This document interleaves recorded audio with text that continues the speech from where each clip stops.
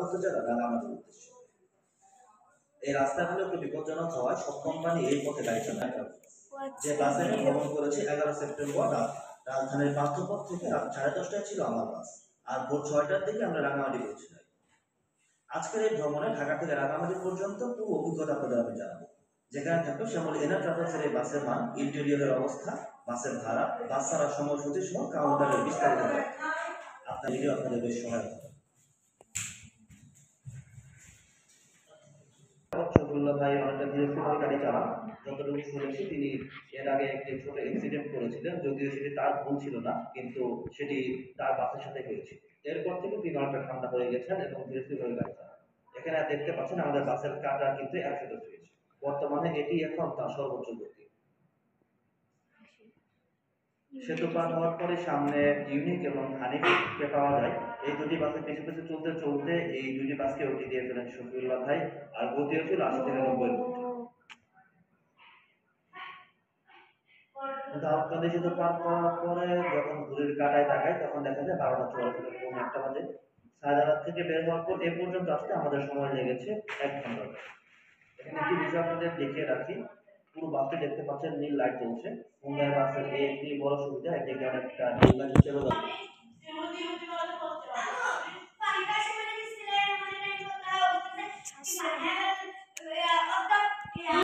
সামনে আবার ট্রাক থাকায় আবার সেটি ভেসতে যায়। ওই দুটি বাস সহ পেছনে আরেকটি জোনাকি সহ আমাদের আগে চলে যায়। এরপর আবার এদের পেছনে সত্যি থাকে সত্যি। এই পর্যায়ে শ্যামলী মুম্বাইয়ের এই বাসের কষ্টটা দেখতে থাকুন। আশেপাশে কেবিনের আপনারা শুনে নিতে পারেন ভেতরে কতটা সাউন্ড আসে। আমি মুখে বলার থেকে আপনারা যদি শুনে নেন তাহলে সেটাই সবচেয়ে ভালো।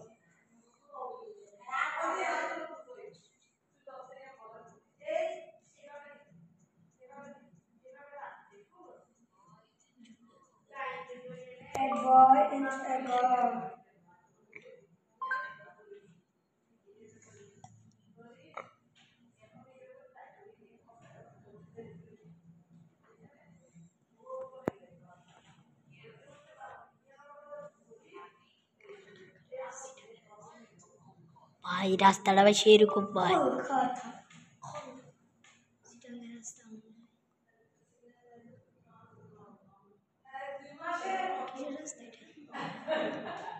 সিটাং টু ঢাকা রাস্তা।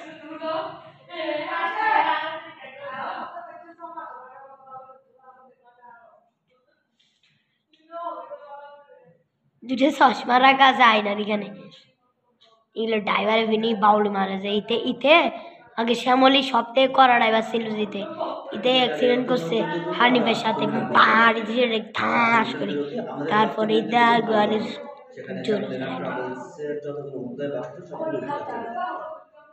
রাত 1:30টার দিকে আমরা মোটামুটি সাথেই ছিল। আমাদের আগে এই বাসটি বের হয়ে আসে। ঢাকা কক্সবাজার রোডে বাসটি চলাচল করে ইকোনমি বাস। খুব সহজে আমরা এই বাসটি গতি দিয়ে ফেলি। এরপর আমরা যখন কুমিল্লা 14গ্রামে আসি তখন বৃষ্টির দেখা পাই। সামনে সৌদি আরবে দেখতে পাচ্ছেন, এখানে প্রথমে গুড়ি থেকে পরবর্তীতে বেশ ভালো বৃষ্টি হয়। এই বৃষ্টির মধ্যে আমাদের বাসটি 70 থেকে 80 কিলোমিটার বেগে চলতে থাকে। এই মুহূর্তে বাসের সবচেয়ে বড় অ্যাডভান্টেজ, বৃষ্টির খুব একটা সমস্যা হয় না। লঞ্চের মতো ব্রেকিং সিস্টেম খুবই ভালো।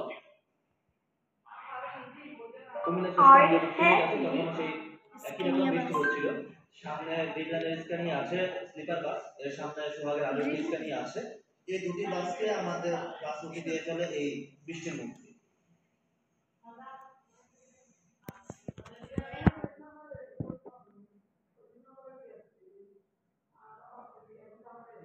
এরপর আমরা চলে আসি চট্টগ্রাম থেকে। এখানে একটা যাত্রী নামার ছিল, যাত্রী নামে আমাদের বাসটি এখন জাকির হোসেন রোড দিয়ে শহরে ঢুকে যায়। শহর হয়ে তারপর 2 নম্বর গেট দিয়ে আমাদের বাসটি হাটহাজারীতে চলে যায়। 2 নম্বর গেট ওই নানুর ওখানে। কুমিল্লা থেকে বৃষ্টি শুরু হয়েছে, সেই বৃষ্টিগুলো পুরো চট্টগ্রাম জুড়ে আছে। গাড়ি চালাতে হয়।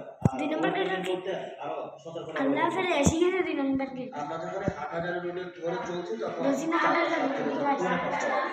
দুটার পর আমাদের বাসটি নতুন করে আসছে এই হাটহাজারী রোডে হাটহাজারী এসে প্রায় 3 ঘন্টা সময় লেগে যায়।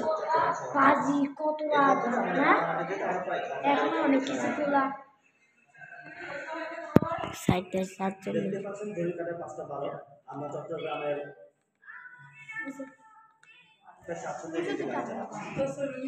বছর দেড়েক আগেও এই রাস্তাটি সিঙ্গেল রাস্তা 2 লেনের ছিল।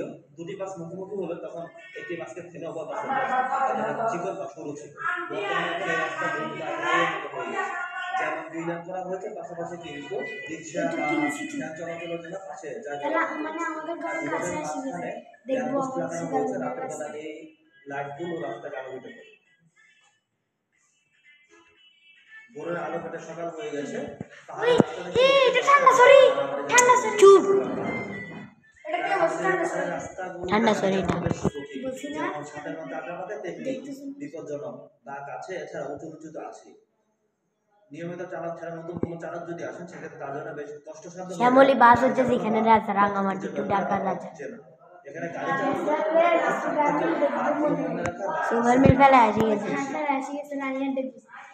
রানিয়াটা দেখা নাই, কাকড়া দেখাচ্ছে না। দীর্ঘ সময় ধরে এরা এই ঢাকা দেখছি এই না দেখাই নাই। যারা ট্রাভেলসের উপর আস্থা রাখাই যায় তারা কিন্তু এই পথে ড্রাইভার চেঞ্জ করে না। যে ফিক্স ড্রাইভার আছে তারাই ঘুরে ফিরে এই পথে গাড়ি চালিয়ে যায়। কারণ একটু এদিক সেদিক যদি হয় সেক্ষেত্রে কিন্তু এই পথ বেশ ভয়ঙ্কর হয়ে উঠবে। আর যে রাস্তাগুলো আপনারা দেখছেন এই রাস্তাগুলো কিন্তু বেশ ভয়ঙ্কর। যদি একটু এদিক সেদিক হয়ে যায় সেক্ষেত্রে গাড়ি কিন্তু একদম অনেক নিচে পড়ে যাবে। আর হোন্ডার কাছে সাসপেনশন বেশ অসাধারণ। ধাক্কা রাস্তা থেকে শুরু করে উঁচু নিচু গোলাকারের প্রবণতা মনে হবে না যে এই পাহাড়ি রাস্তায় গাড়ি চলছে। আর এটা অনেকটা নির্ভর করে চালকের উপর। এমন উঁচু নিচু সাপের মতো আঁকাবাঁকা পথে বাসটি 70 থেকে 80 কিলোমিটার গতিতে চলেছে। তবুও অধিকাংশ যাত্রী কিন্তু বেশ নির্বিঘ্নে ঘুমিয়েছে, যেটা আমি দেখেছি। আমার পাশে যে যাত্রী ছিলেন তারাও ঘুমিয়েছেন, অর্থাৎ তারা খুব একটা টেরি পাননি যে এমন পথে এই বাসটি চলছে।